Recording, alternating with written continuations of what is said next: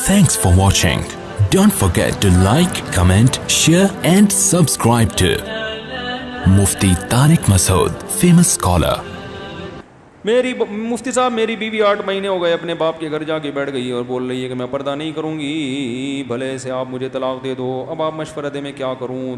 پردہ تو اللہ نے فرض کیا. پہلے پردہ کرتی تھی جب شادی ہوئی تھی، اس وقت آپ نے کہا تھا مجھے پردے دار لڑکی چاہیے ہے بھائی. اگر پہلے پردہ کرتی تھی، اسی بیس پہ شادی ہوئی، اب نہیں کر رہی، تو آپ کا حق بنتا ہے کہ آپ اس پہ کیا کریں؟ سختی. اگر پہلے پردہ نہیں کرتی تھی، آپ نے ایز اٹ از اس کو قبول کیا، اس کا مطلب آپ بھی مینٹلی طور پہ ریڈی تھے، وہ بھی ذہن میں تھا کہ مجھ سے پردہ نہیں کروائے گا. اب آپ گن پوائنٹ پہ پردہ کروائیں گے تو یہ کام آگے چلے گا نہیں. سمجھتے وہ کہے کہ بھائی جب تم نے پردہ کروانا تھا تو پردے والی لے آتے نا. نہیں آ رہی سمجھ میں تو رہنے دو. جب اتنے نیک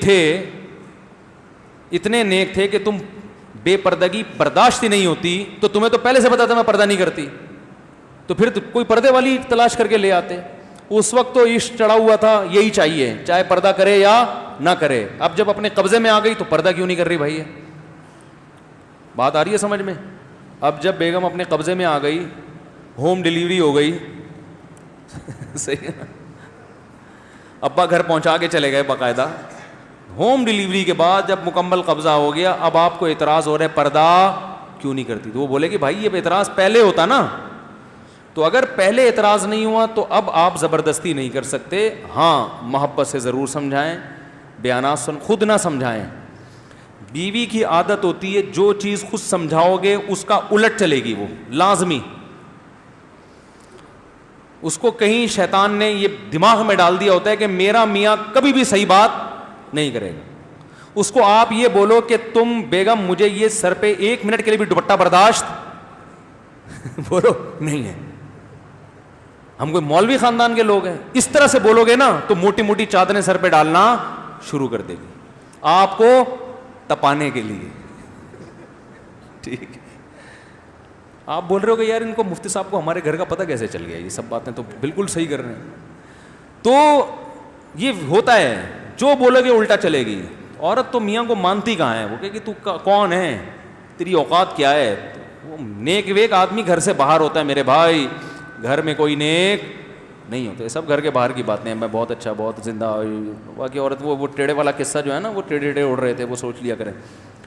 تو اس لیے اب حل یہ ہے کہ خود نہ سمجھائیں، علماء کے بیانات لگا دیا کریں. تبلیغ میں لے کے جائیں اس کو، وہاں وہ بیان سنے گی. اب اس طرح سے آہستہ آہستہ اس کو دین پہ لانے کی کوشش کریں. دعائیں مانگیں، بہت دعاؤں کا بڑا اثر ہوتا ہے.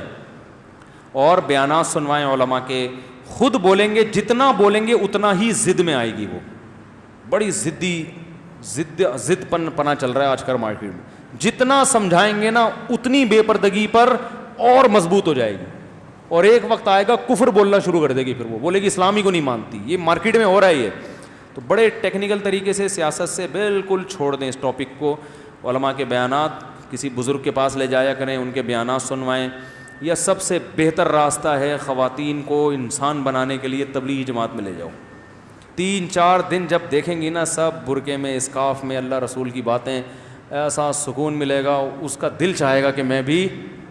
ہمارے ایک دوست تھے، انہوں نے واقعہ سنایا کہ میں جب کہیں بیرون ملک تبلیغ کے لیے گئے اپنی اہلیہ کے ساتھ، لیبیا تھا، کوئی عرب کنٹری تھا.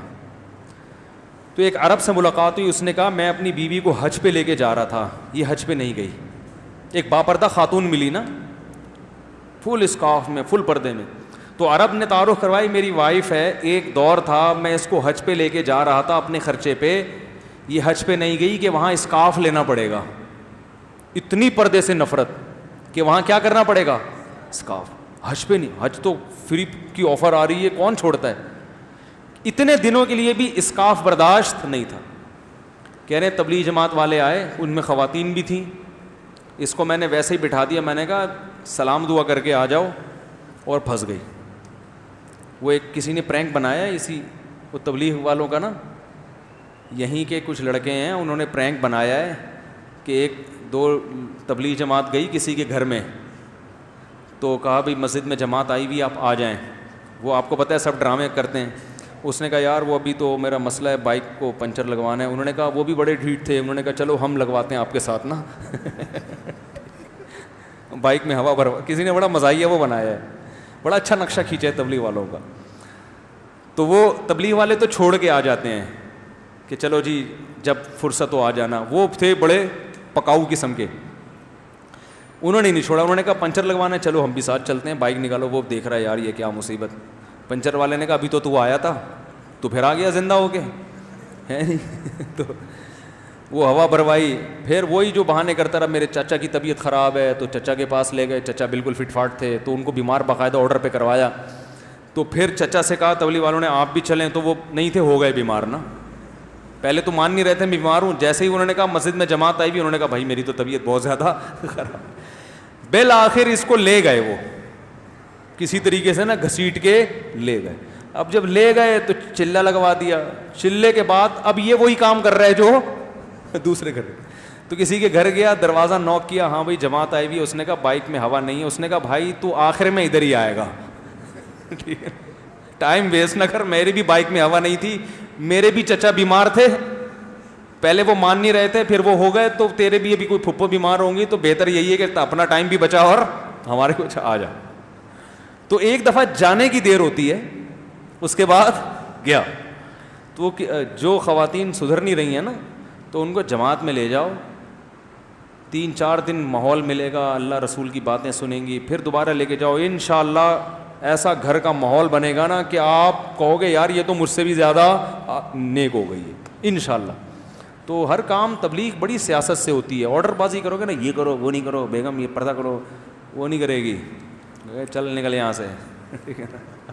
پڑھایا سمجھانے والا کافی ہو گیا میرا خیال ہے. سبحانک اللہم و بحمدک نشہد ان لا الہ الا انت نستغفرک و نتوب الیک.